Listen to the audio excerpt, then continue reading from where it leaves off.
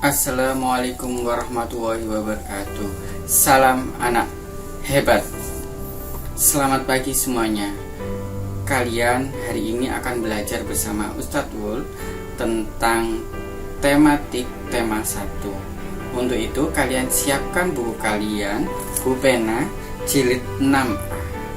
Nah, sebelum kalian memulai pembelajaran hari ini, marilah kita berdoa. Semoga apa yang kita pelajari hari ini memberikan hasil yang maksimal.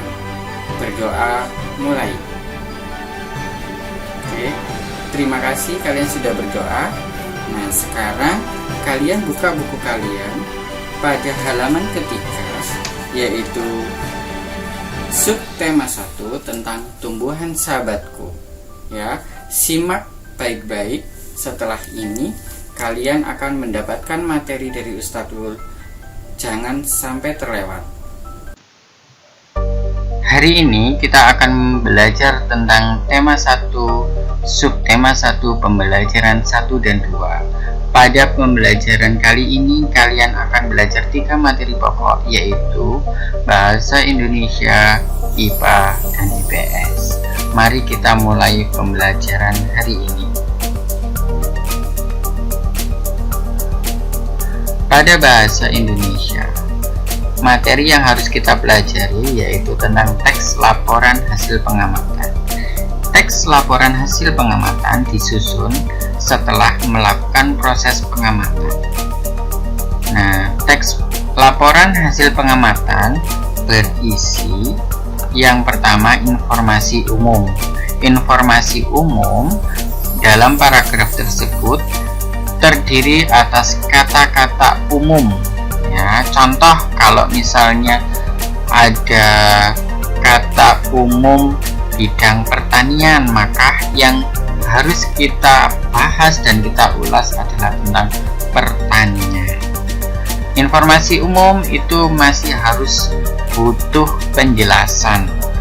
Nah, informasi umum akan kita uraikan, kita jelaskan berdasarkan fakta. Teks laporan hasil pengamatan selain berisi informasi umum juga tersusun atas fakta. Nah, fakta merupakan hasil dari pengamatan, bisa berupa data yang disajikan dalam bentuk tabel atau pernyataan-pernyataan yang disampaikan dalam bentuk paragraf. Tentunya merupakan hasil dari pengamatan. Biasanya fakta yang berupa paragraf mendeskripsikan hasil dari pengamatan. Yang ketiga adalah simpulan. Simpulan merupakan bagian secara keseluruhan dari informasi umum dan juga fakta. Simpulan diambil dari penentuan ide pokok setiap paragraf. Nah, dari ide pokok setiap paragraf tersebut nanti akan disusun menjadi sebuah kesimpulan atau yang bisa kita sebut simpulan. Berikut bagaimana cara kalian menentukan ide pokok. Perhatikan contoh berikut. Selain nasi dan jagung sebagai makanan pokok masyarakat Indonesia, terdapat pula singkong. Singkong termasuk tanaman umbi-umbian. Pada tanaman singkong, bagian yang dijadikan makanan pokok adalah umbi akar. Maka, ide pokok yang bisa kita ambil adalah sebagai berikut. Nah, kata umum yang ada pada paragraf ini adalah tentang hasil pertanian, tentang makanan pokok. Nah, kata khususnya yaitu singkong. Ya, kata khususnya adalah singkong. Kemudian ada makanan pokok masyarakat Indonesia. Maka ide pokok paragraf tersebut adalah singkong sebagai salah satu makanan pokok masyarakat Indonesia. Paham? Kita lanjut ya. Untuk mengetahui pemahaman kalian, Ustadz akan berikan tugas kepada kalian. Tugasnya adalah perhatikan teks pada halaman ketiga. Setelah kalian baca dan kalian cermati, tentukanlah ide pokoknya, kemudian tuliskan jawaban kalian pada buku tulis yang nantinya akan dikumpulkan pada hari Sabtu. Oke, paham? Sekarang kita lanjut ke materi pokok berikutnya. Materi berikutnya adalah materi tentang pelajaran IPA, tentang perkembangbiakan generatif pada tumbuhan. Perkembangbiakan generatif pada tumbuhan itu melibatkan organ kelamin pada tumbuhan. Organ kelamin pada tumbuhan yaitu adanya benang sari dan putik dalam bunga. Ya, ketika benang sari dan putik itu bertemu, maka akan terjadi proses penyerbukan. Nah, penyerbukan itu proses jatuhnya serbuk sari yang dihasilkan oleh benang sari ke kepala putik pada putik. Ketika terjadi proses penyerbukan, maka nanti akan terjadi pembuahan. Berikut adalah gambar tentang siklus perkembangbiakan generatif pada tumbuhan. Ketika tumbuhan itu sudah mulai dewasa, maka tumbuhan tersebut akan menghasilkan bunga. Di dalam bunga, kalau itu bunga lengkap, maka bunga itu akan memiliki kelopak yang berwarna hijau, kemudian ada mahkota, ada putik, dan ada benang sari. Yang dipakai untuk proses perkembangbiakan generatif adalah benang sari dan putik. Benang sari yang ada kepala merahnya, kemudian ada putik yang berwarna putih. Nah, kalau kita amati secara mikroskopis, kita lihat dengan menggunakan lup atau di bawah mikroskop, maka di dalam benang sari, bagian kepala sarinya akan terdapat serbuk sari. Di bagian putik, pada kepala putiknya ada saluran yang nanti sebagai tempat masuknya serbuk sari sampai ke bagian ovum atau bagian sel telur yang nantinya akan menjadi bakal biji atau buah.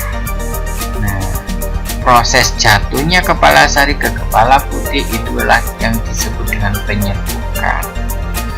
Proses peleburan antara kepala sari yang menghasilkan serbuk sari tadi yang masuk ke bagian bakal buah atau bakal biji. Nah, itulah yang dinamakan pembuahan. Pembuahan terjadi karena bertemunya antara sel sperma dengan sel telur yang nantinya akan menghasilkan calon tumbuhan baru. Ketika terjadi proses fertilisasi atau pembuahan, hasilnya nanti akan berupa biji yang menjadi calon tumbuhan baru. Nah, biji itu akan ditutupi. Kalau buahnya berdaging, maka bijinya akan ditutupi oleh daging yang berwarna-warni dan terasa manis. Tapi kalau misalnya bijinya itu tidak berdaging, contohnya adalah biji dari kacang, dia tidak berdaging, tapi dia termasuk biji kering. Kulitnya itulah yang kita sebut sebagai buahnya. Yang kita makan adalah bijinya. Nah, kalau biji yang dihasilkan dari proses pembuahan tadi jatuh, maka biji tersebut akan berkecambah. Nah, itulah yang disebut dengan perkembangbiakan generatif yang berawal dari biji yang dihasilkan karena perkembangbiakan atau proses penyerbukan. Jadi perkembangbiakan generatif kuncinya adalah karena adanya proses penyerbukan dan pembuahan. Nah, kita lanjut ke berikutnya. Ada macam-macam penyerbukan. Ada penyerbukan sendiri. Penyerbukan sendiri yang dilakukan oleh tumbuhan itu sendiri dalam satu bunga. Jadi, kepala serbuk sarinya jatuh ke kepala putih bunga itu sendiri. Contohnya ini ada pada tanaman A. Maka serbuk sari pada tanaman A jatuh ke kepala putih tanaman A. Kemudian ada penyerbukan tetangga. Kalau penyerbukan tetangga yaitu benang sari atau spora yang dihasilkan dari kotak sari itu dari bunga A jatuh ke bunga B, masih dalam satu pohon yang kita sebut dengan pohon yang diberi nomor 1 ini. Jadi tetangga itu benang sari dari bunga A jatuh ke kepala putih bunga B pada tanaman 1. Nah, berikutnya adalah penyerbukan silang. Penyerbukan silang itu terjadi karena serbuk sari dari tanaman B ini jatuh ke kepala putih tanaman C yang berbeda pohon. Serbuk sari dari tanaman 1 jatuh ke kepala putih tanaman yang kedua. Itu dinamakan penyerbukan silang. Sedangkan penyerbukan bastar itu terjadi karena pada tanaman 2 ini serbuk sarinya jatuh ke tanaman 3 yang berbeda jenisnya. Coba lihat kalian, diamati di sini mahkota dari bunga D dengan mahkota bunga E. Ini jelas berbeda. Nah, ini yang dinamakan penyerbukan bastar karena varietasnya berbeda. Paham? Oke, itulah materi tentang perkembangbiakan generatif pada tumbuhan. Nah, untuk tugas lanjutan akan ada pada materi berikutnya. Sekarang kita ke pembelajaran berikutnya, yaitu tentang IPS, yaitu tentang negara-negara Asia. Ya, kondisi geografis negara-negara ASEAN. ASEAN itu terbentuk karena 5 negara, di antaranya Indonesia, Malaysia, Filipina, Thailand, dan juga kalau pada buku kalian di situ disebutkan Singapura. Nah, sekarang kita melihat kondisi geografis negara kita sendiri. Negara Indonesia. Indonesia merupakan negara kepulauan di mana pulau-pulaunya berbatasan dengan samudra, laut, sungai. Ya, Indonesia itu berbatasan, di sini ada laut Indonesia, ada samudra Pasifik, ada samudra Hindia.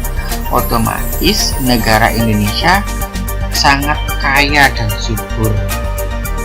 Kenapa? Karena semua yang ada di Indonesia sudah tersedia.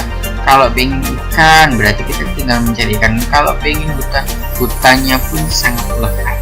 Itulah Indonesia, negara kepulauan yang sangat kaya daripada negara-negara ASEAN lainnya. Berikutnya ada negara Malaysia. Nah, negara Malaysia ini adalah negara tetangga dari Indonesia.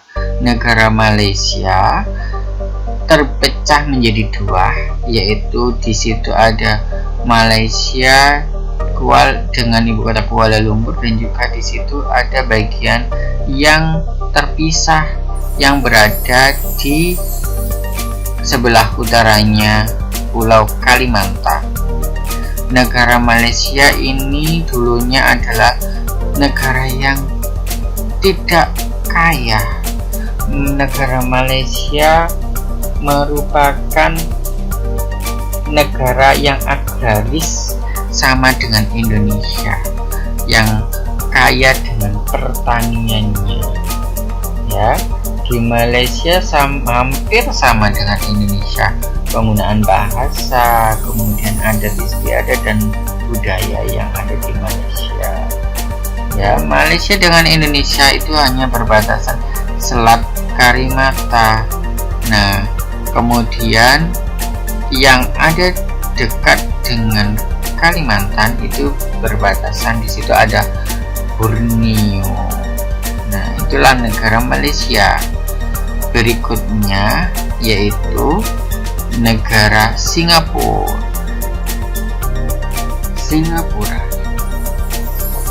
Hampir sebagian besar wilayah Singapura berupa dataran rendah.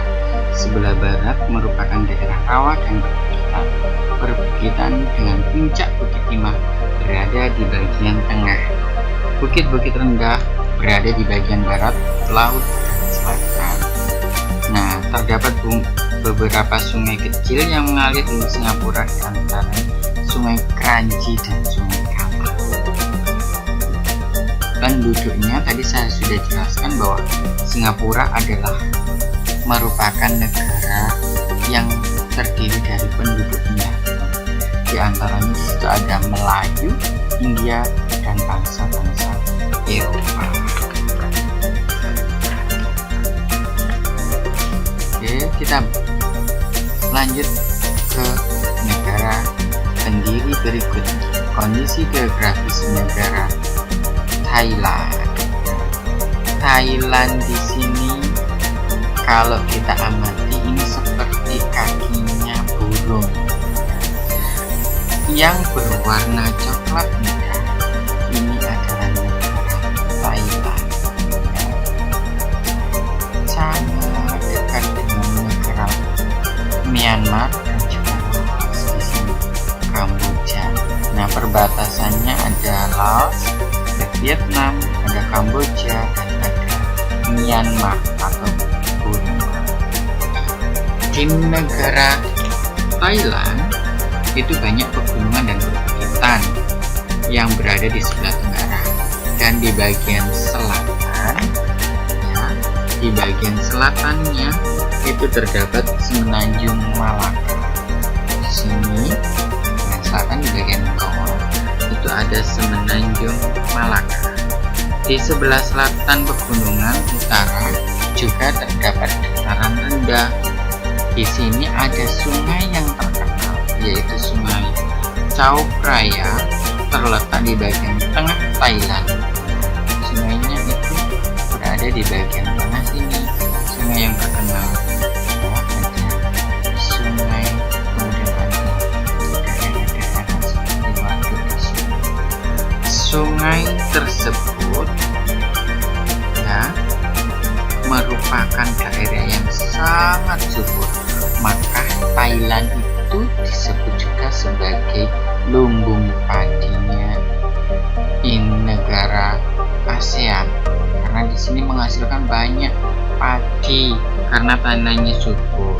Selain ada Sungai Chao Phraya, juga di bagian timur ada Sungai Mekong yang menjadi pembatas dengan Laos. Di sini juga ada Sungai Mekong yang menjadi pembatas dengan Laos di bagian sini. Itu negara Thailand. Berikutnya negara yang kelima yang merupakan pemerakarsa terbentuknya ASEAN yaitu Filipina. Filipina merupakan negara kepulauan kedua setelah Indonesia di negara ASEAN.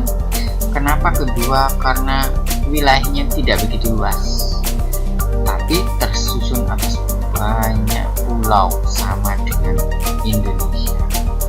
Indonesia merupakan negara terluas di ASEAN dan juga merupakan negara kepulauan. Nah, Filipina pun juga termasuk negara kepulauan karena tersusun atas banyak pulau. Ada Luzon, ya, di situ ada Mindanao, ya. Pegunungan yang ada di Filipina termasuk pegunungan Sirkum Pasifik yang membagi Filipina menjadi daratan dan pantai, ya. pegunungannya ini membagi antara daratan, kemudian pantai, daratan, pantai, daratan, pantai. Yang berada di pantai barat itu sempit sehingga letaknya bisa diamati pada peta di sini, ya. Letak pegunungan yang ada di sini bagian utara, kemudian di sini ada pulau yang jauh dari pulau-pulau lainnya, ya. Kemudian yang bagian selatan sendiri adalah pulau Mindanao. Sungai di Filipina pendek tapi berkelok-kelok dan juga deras, ya. Sehingga sungai tersebut tidak dapat dilayari oleh manusia. Kita tidak bisa mencari ikan di sana di Filipina. Tapi negara ini termasuk juga negara yang kaya dengan kekayaan laut. Itu Filipina penduduknya juga termasuk banyak, ya. Filipina dengan Thailand adalah merupakan satu rumpun karena mereka banyak menggunakan bahasa Tagalog yang digunakan oleh Thailand. 5 negara yang sudah Ustadz jelaskan nantinya akan menjadi dasar kalian untuk mengerjakan tugas proyek. Tugas proyek kalian adalah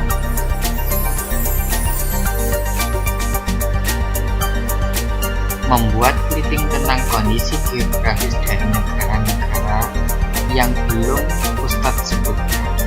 Selain 5 negara pendiri yang tergabung dalam organisasi ASEAN, di antaranya Brunei Darussalam, Vietnam, Laos, Myanmar atau dulunya disebut dengan Burma, kemudian ada Kamboja.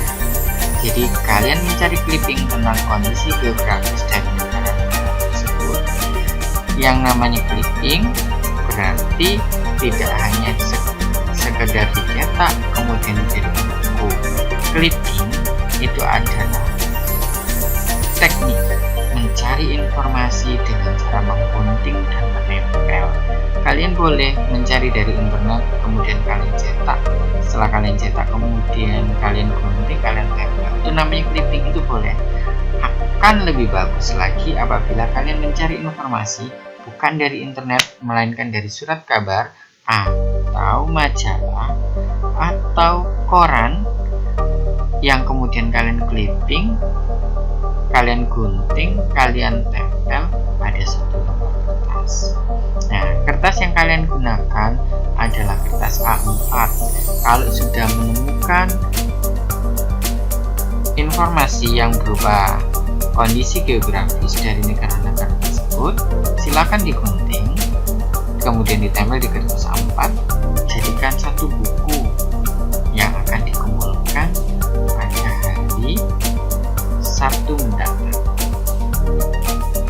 Paham? Ada yang ditanyakan? Bila ada pertanyaan, silahkan WA ke nomor Ustadz. Nanti Ustadz akan jelaskan dengan detail. Terima kasih sudah belajar dengan Ustadz. Sampai ketemu pada materi berikutnya. Setelah kalian pelajari tentang pembelajaran 1 dan pembelajaran 2, nah jangan lupa kerjakan tugas kalian. Tugas yang pertama adalah tentang bahasa Indonesia. Kerjakan pada buku tulis kalian. Tugas yang kedua adalah membuat clipping. Nah, clipping yang nantinya akan dikumpulkan pada hari Sabtu. Clippingnya berupa 1 tentang kondisi geografis negara-negara yang sudah Ustadz sebutkan. Jadikan 1 jilid yang rapi, beri nama, kumpulkan pada hari Sabtu. Oke, sampai ketemu lagi dengan Ustadz.